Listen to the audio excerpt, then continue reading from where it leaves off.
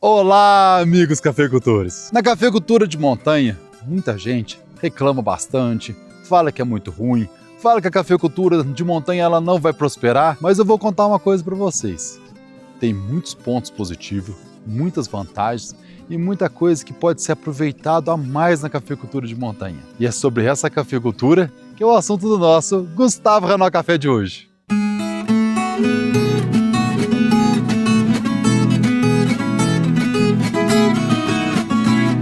Apoio Versagro, nutrindo o agro para impactar vidas. Isso é Stimulate, isso é Stoller e Paline Alves, sempre à frente.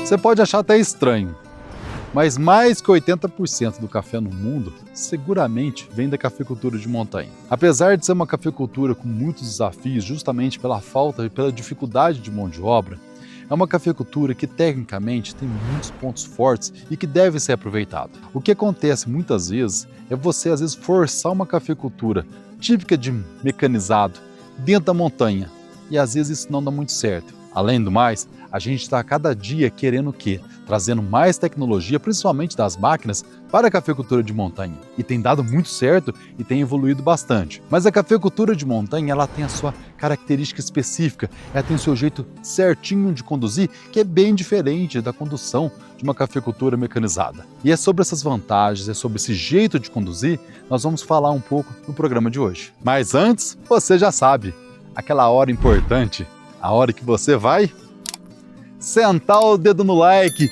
e deixa aqui nos comentários se você acredita na cafeicultura de montanha, se você é da cafeicultura de montanha ou não, que eu leio todos os comentários.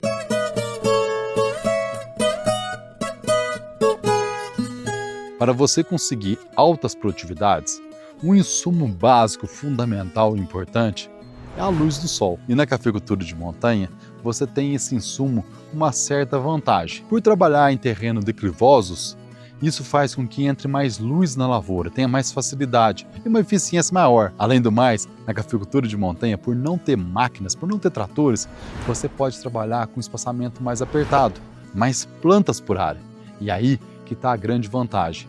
Você tem um volume menor de café por planta, mas em contrapartida, por hectare, faz uma diferença muito grande, e aí sim, a cafeicultura de montanha ela é mais fácil você ter altas produtividades. E dentro do espaçamento, o mais adequado para a cafeicultura de montanha é o espaçamento 3 por meio, onde você tem uma distância maior na rua ou bico do café, que facilita a entrada de luz, e entre plantas a gente coloca 50 centímetros, ou seja, meio metro. Muitas das vezes o cafeicultor acha ruim esse espaçamento mais apertado, porque dificulta ele transitar na lavoura, fica muito fino, acaba tombando quando dá muito café, e o espaçamento de 3 metros acaba entrando muita luz e acaba tendo mais problemas com o mato. Mas você pode ter certeza, esse espaçamento, por diversas pesquisas já publicadas, comprova que é o que produz mais, com 6.666 plantas por hectare.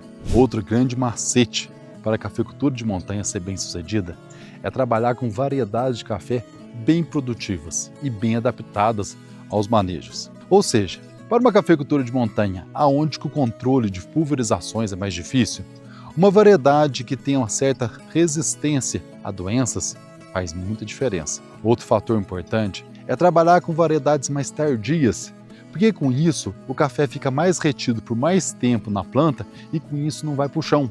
Esse ano, por exemplo, estamos vendo o tanto de café que está indo para o chão e isso vai dificultar muitas colheitas de café no Brasil afora. E você trabalhar com variedades mais tardias, retarda e segura cada vez mais esse café na planta. As variedades elas dependem muito de acordo com a região e também com a altitude de cada lavoura de café. Mas dentro da cafeicultura de montanha, as variedades mais interessantes são as do grupo dos catucaís, dos grupos dos Charchemore e dos grupos dos acauãs. Têm sido as variedades com maior resistência e com melhor adaptação e produtividade na montanha. No começo do vídeo eu falei que a cafeicultura de montanha é mais fácil você ter altas produtividades do que a cafeicultura mecanizada. Mas por que isso na prática não está acontecendo? E as cafeiculturas de montanha no geral estão com produtividades às vezes até muito baixas. Porque o segredo da produtividade alta está muito ligado a fazer os tratos certos, na dose certas, com a tecnologia correta, na data certa e com capricho. E a data certa na cafeicultura de montanha ela fica prejudicada, porque depende muito de mão de obra e não tem a agilidade que a cafeicultura mecanizada tem e acaba perdendo muita eficiência. Nesse caso, uma técnica que tem ajudado demais a cafeicultura de montanha são os terraços. Você ter a chance, ter a oportunidade de colocar um trator dentro da lavoura e você fazer os tratos, os manejos da entre-safra, facilitando muito e dando agilidade aos tratos e assim conseguir produtividades maiores. Os terraços também têm trazido a esperança de a gente um dia chegar numa cafeicultura de montanha mecanizada com eficiência. Já tem muito terraço e muitas máquinas colhendo café nesses terraços, mas a eficiência ainda está por desejar. Mas cada dia que passa nós estamos tendo experiências novas, pessoas conseguindo resultados melhores e a gente pode acreditar numa cafeicultura mecanizada com máquinas adaptáveis à cafeicultura de montanha. E o grande avanço tecnológico que nós temos nos últimos tempos são as pulverizações através de drones. Isso melhorou muito, porque um dos grandes problemas seria as pulverizações e os manejos ficavam muito mal feitos e as doenças acabavam sendo problemas constantes na cafeicultura de montanha. Agora, com as pulverizações de drone, melhorou muito. Não resolveu 100%, mas melhorou demais da conta. E outra tecnologia que facilitou muito o dia a dia do cafeicultor de montanha são os adubos de liberação controlada, onde você tem a chance de uma única aplicação fazer todo o manejo nutricional, principalmente de NPK, dentro da lavoura. E essas tecnologias sendo aplicadas de forma correta na lavoura facilitam muito a vida do cafeicultor.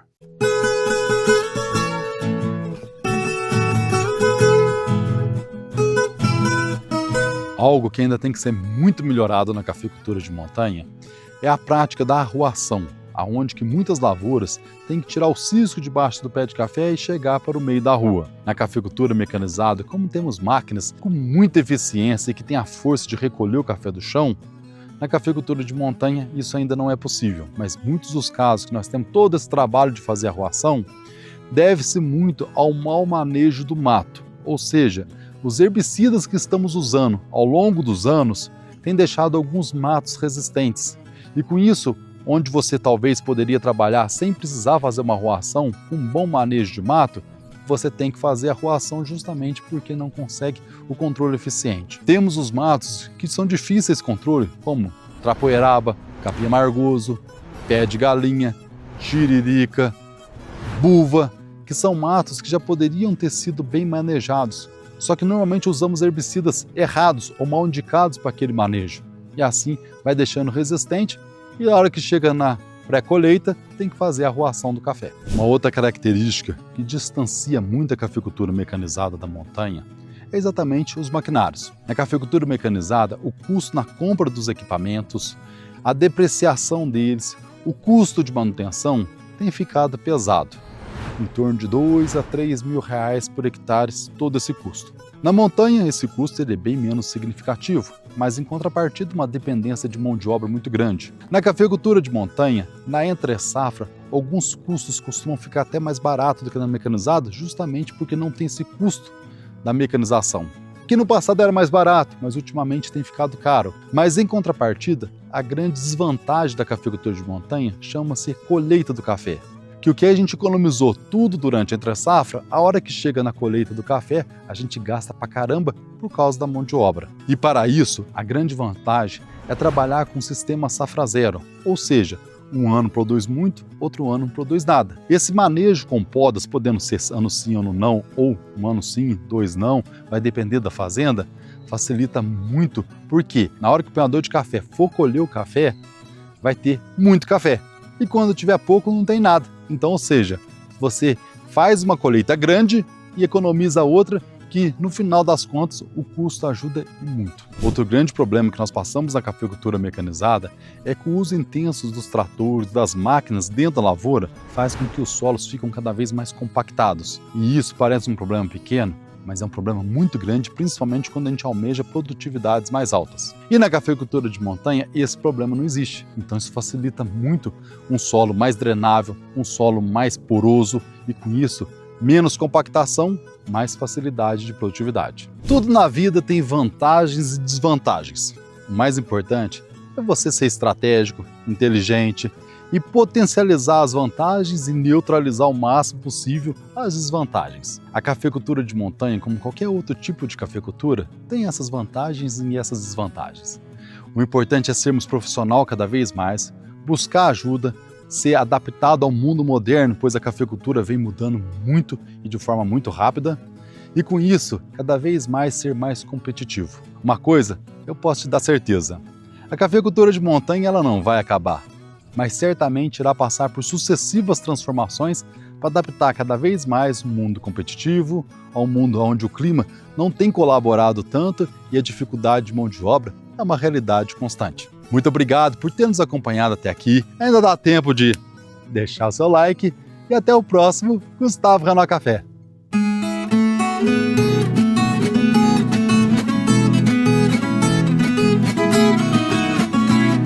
Apoio Versagro, nutrindo agro para impactar vidas. Isso é Stimulate, isso é Stoller e Paline Alves, sempre à frente.